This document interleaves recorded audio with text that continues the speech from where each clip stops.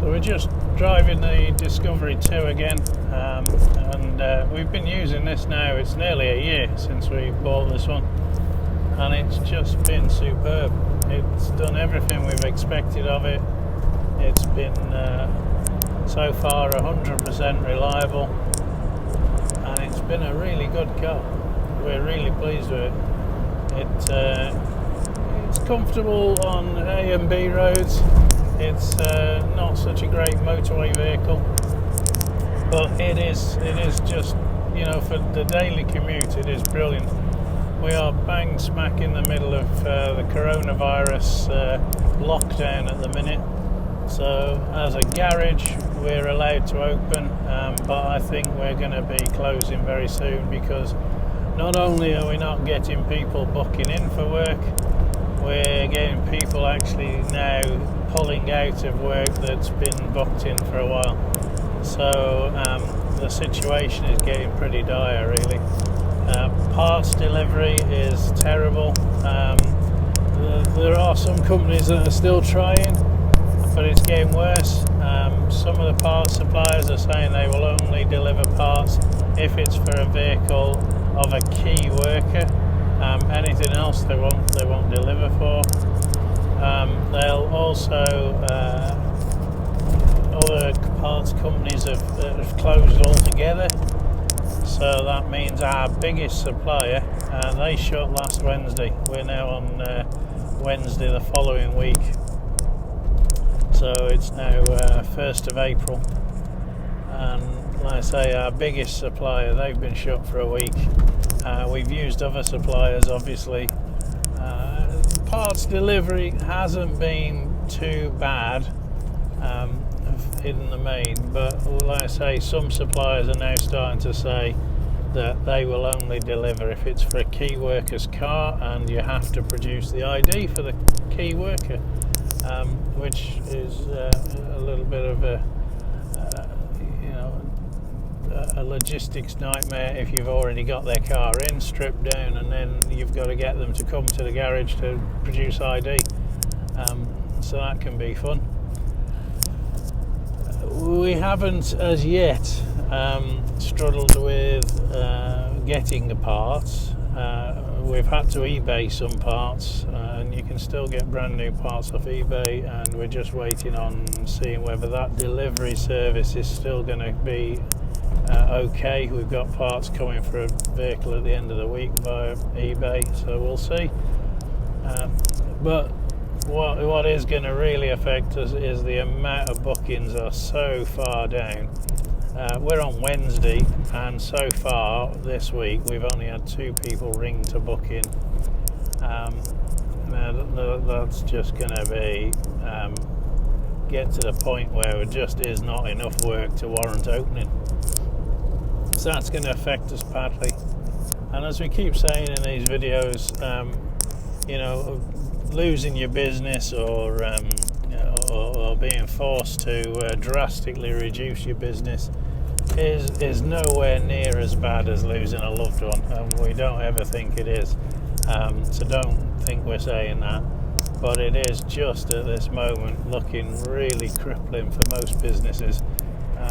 Most are shut down completely, and those that are open, like ourselves, we're counted as essential, so therefore we are allowed to open as garages, but it's looking like it's just not going to be viable. So how many garages are in that position, I don't know, but the ones I've spoken to, we're all saying the same thing.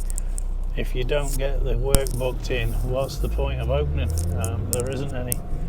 So we're already looking at maybe doing a 3-day week rather than 5, in order to just try and do something every week.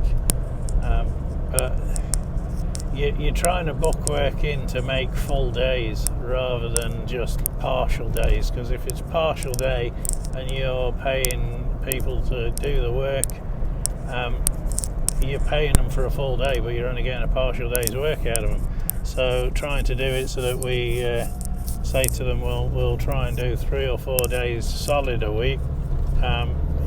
has been okay up till now.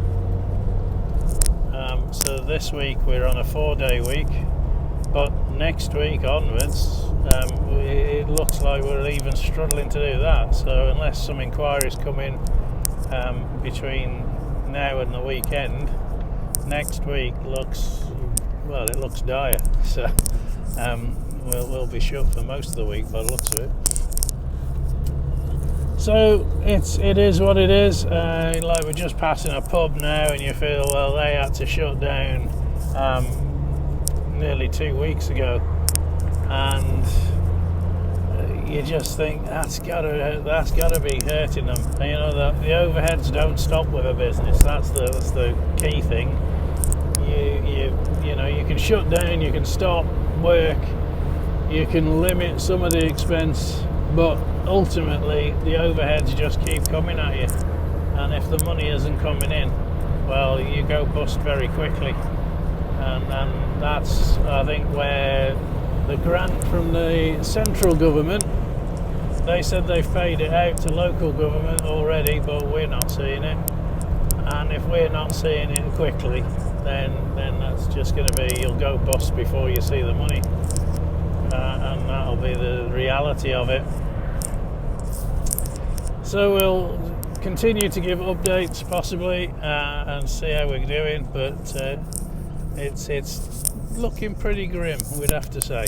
And like I said, it's not like it's, you know, losing a loved one.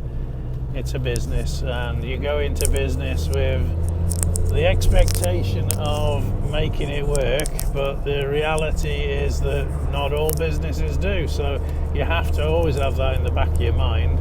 There's always the option that, you know, things are going to go a little bit wrong and you'll not get what you expected. You can write all the business plans you like. It doesn't mean a penny if customers don't come through the door. So I've always shied away from banks and loaning money off them, because they want a business plan. You could make anything up. You could absolutely make anything up.